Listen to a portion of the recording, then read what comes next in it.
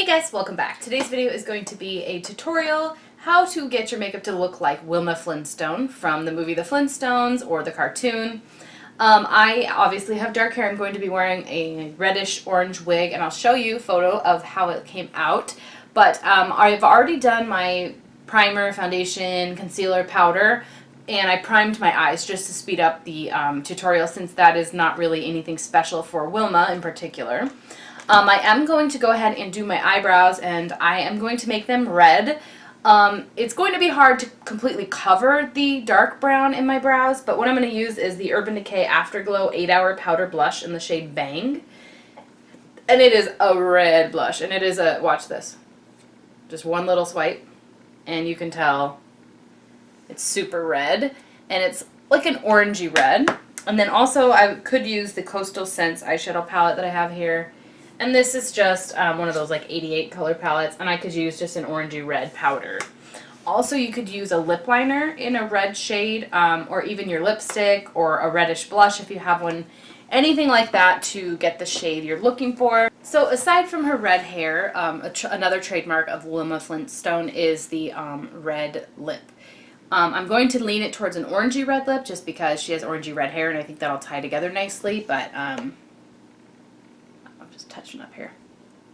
But let's go ahead and do brows first. I'm going to use this orange powder and an angled brush, just using small strokes to mimic brow hairs and hope for the best. I'm looking in my mirror over here, and this is just a red blush. So you can see the difference. That's pretty red, and that was just a few sweeps. Very simple. If you wanted to go all out, you could actually use the Elmer's glue stick method, where you basically cover your brows completely and then draw them in as red. But this is just a fun little party. I'm not trying to, you know, go all out. But if you wanted to, you could definitely cover your own brows with the Elmer's glue and then powder, Elmer's glue and then powder, and then draw on brows just like hers. I actually did that a few years ago for my Lucille Ball I Love Lucy costume. Fun fact, last year my costume was the pregnancy reveal. I was about 11 or 12 weeks pregnant, and I was the skeleton, and my husband was a skeleton, our dog was a skeleton, but my skeleton costume had a baby in the belly that I used as an iron-on transfer I purchased from Etsy, or Amazon I think. So as I said, this totally did not cover my natural brows. Let me get you closer. So if you look closely, you can still see my dark hairs through there. But at least this way, from afar, it looks like I have red hair, or red brows. Once my hair is red, you won't be able to tell.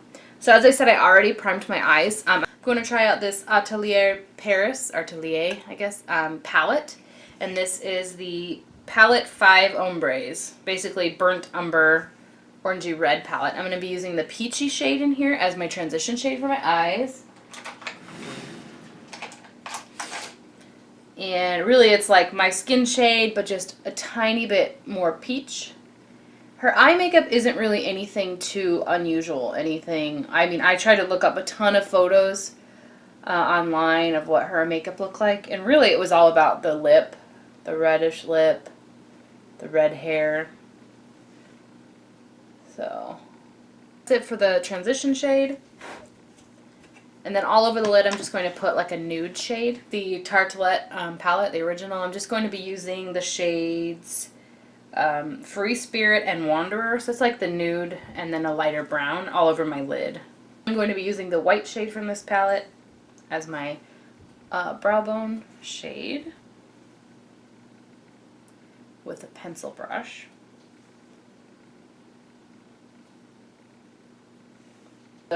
The flip side of that brush, and it's just a clean blending brush. I'm just blending out the edges of that white to make sure it's not too stark. And then I'm going to be using a little bit of that white mixed with a shimmery white shade for the inner corner of the eye. This is a Bobbi Brown palette, but basically I'm just using the shimmery white.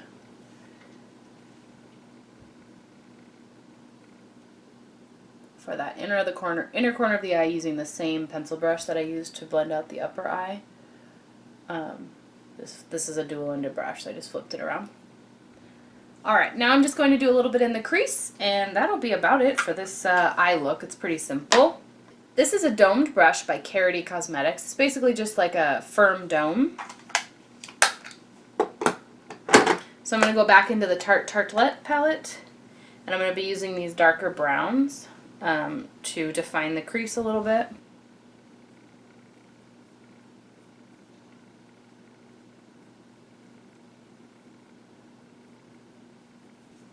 So I just drew like a V, like a little triangle out here. And then I will blend a lighter color on top because it came out a little bit darker than I wanted. This is that transition shade. It's like a peachy color. Going on top of that with this brush. I went ahead and finished one eye. I just blended. Then when I thought I had it all the way I wanted it, I put on the eyeliner mascara that we're about to do. So this is the Smashbox Always Sharp Waterproof Kohl Liner in Penny Lane. It's basically just a brown eyeliner, and I did a very generous thick line in the top lash line. You'll understand why in a moment. And then I went on top of it. This is totally unnecessary, but I like the effect it gives. I went on top of it with a liquid liner, but I left some of the brown exposed behind it. So that's why I did the brown so thick. And the reason I do the liquid liner is to cover up the lash band, because it blends in with the black of the lash band and it just kind of hides it. And then I put on some mascara. This is the CoverGirl Supersizer. I only applied it to the top lashes, but it like inadvertently got on my lower lashes, so it's just a little bit. Then I went on top of that with the Ardell Demi Wispy Lashes. And these are about $4 or $5, I think, at the drugstore. These are probably the most popular, the Ardell Wispies and Ardell Demi Wispies lashes at the drugstore. They're some of the most like simple, user-friendly, easiest to apply lashes that they have at the drugstore. So if you're looking for a good starter lash, these are great for that. You totally don't need to have false lashes for this. I mean, this eye looks fine. It looks nice. But I feel like with the false lashes, it just really makes it look more Halloween, more special occasion, more not every day. But the last thing I did before I popped on these lashes, I'm using the Duo Lash Glue. It's the brush-on adhesive that you can buy at Sephora. It's around $10. I have an entire tutorial on how to apply false lashes, so I'm not going to like spend too long on it. I used to wear them way more often than I do, actually. I don't remember the last time I applied false lashes to myself. I've applied them on others, like my sister and stuff, but haven't actually been wearing them, so I work from home and had a baby in May, so haven't gone out too crazy. But before I do that, I'm letting the lash glue dry. That's one of the tips I have for false lashes, is you want the glue to be able to dry a little.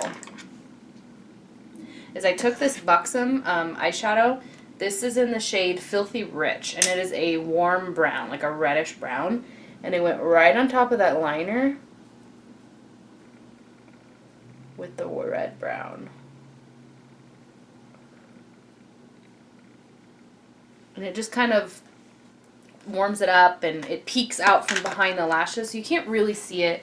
Totally not, necessary, but it really just, it's a surprise. It adds another layer, a dimension of interest, I guess you could say.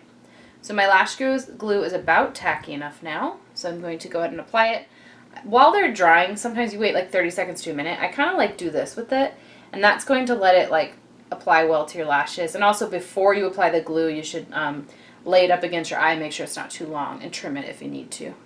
But I just hold it one finger on each end, and then I set it where I think I want it, and then I kind of press it in with my fingers. And like keep checking. Like that's obviously not down in the center, so then I press the center one part down. And I like to wait a minute after I've applied my mascara, because if you don't, sometimes you end up with mascara everywhere. The hardest part of applying lashes is to get that inner corner part to lay down flat. So that's why the brush-on adhesive is the best kind, in my opinion, because it allows you to spot glue things rather than like having to squirt out a little dot. You could actually go like this and put it right where you need that extra adhesive. I'm going to do lips next just because I'm excited to see them done. This is the Makeup Forever lip liner in the shade 8C, the Aqua Lip. And it's just a red liner.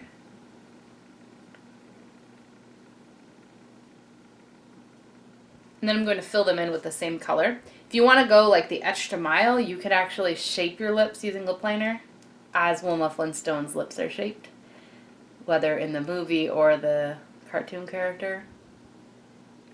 I'm just going with my natural lip line. And then for lipstick, I have two set out. I'm going with a liquid lipstick simply because they last all night. This is the Sephora cream lip stain in the shade number 10. I don't think it's like Mandarin something. And then this is Ofra's Long Lasting Liquid Lipstick in the shade Venice. I have two that are really orangey red. I'm going to go with the Sephora one because it's a little bit more orange. And I just think that will work well with the wig.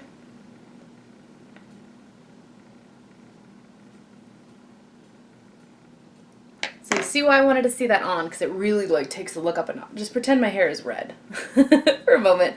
And the last thing we need to do are those cheeks. So I'm going to contour just a little bit. And then a little bit of bronzing. She didn't really have anything visible on her cheek, so this is not like a trademark thing. You can do whatever you normally do for your blush if you want, or go without, or just do some, you know, general look on your cheeks, but I will go ahead and bronze up. I'm using Benefit's Hoola Bronzer, and the brush it came with, and I'm just going from the top of the ear towards the corner of the mouth, but I stopped making the line right at the outer corner of the eye. Hope that makes sense. So corner of the ear, as if I was going to make a line all the way from the top of the ear to the corner of the mouth, but I don't continue to make the line after it hits the outer part of the eye.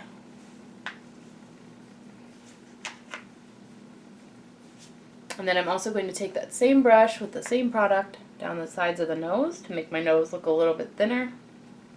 And then right at the tip of the nose to make it look a little bit shorter. And I'm going to take that same brush right at the tip of the chin and along the underside of the chin to make the double chin and anything I don't want to see go away. Just works with the shadows. And then I'm taking a little bit more right up here on the hairline.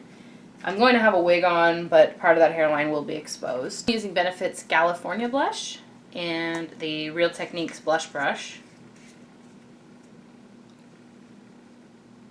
This pulls a little bit orange, so I think it would complement the wig and the lip color. Using the Makeup Revolution Vivid Bake Highlighter. It's basically just, it's called Peach Lights. I don't think it pulls that peach actually on the cheeks, but it is kind of fun to have peach on your cheeks and then do a peachy highlighter, so.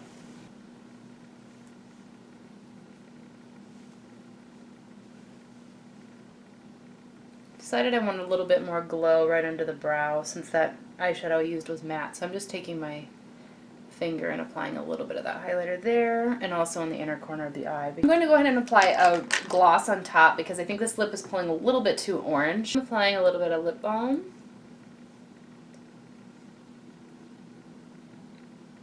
It just helps the lip product not look as dry and also makes it more comfortable on the lips, and it added a bit more of a red tone and a glossy look to it. So that is it for my Wilma Flintstone makeup. My husband is going to be Fred Flintstone, and our 5-month-old is going to be Pebbles. So I'm going to go ahead and insert some pictures so you guys can see the final look with the outfit and the wig and everything. Thanks for watching. Bye.